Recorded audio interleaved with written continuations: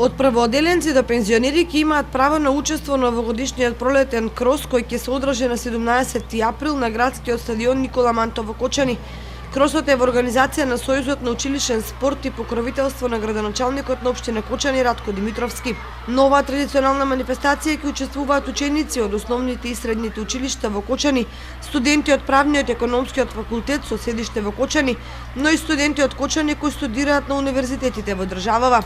Утре со почеток во 9 часот на стадионот Никола Мантов ќе започне пролетниот крос за оваа година. Вкупно се најавени околу 800 учесници во повеќе категории.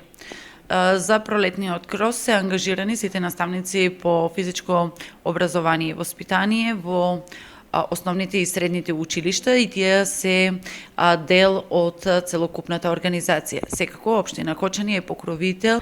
Новина од оваа година е што манифестацијата се отвара за сите полнолетни граѓани кои сакаат да учествуваат на пролетниот крос.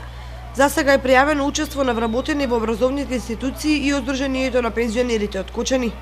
Должините на патеките за трчање се различни според возраста на учениците. Прводеленците и второделенците ќе трчаат на 60 метри, учениците од трето и четврто одделение на 90 метри, од пето и шесто на 350 метри, а од седмо, осмо и девето, како и средношколците од први и втори клас на 400 метри. Најдолга е патеката за момчињата од трета и четврта година и за студентите, кои ќе трчаат на 600 метри.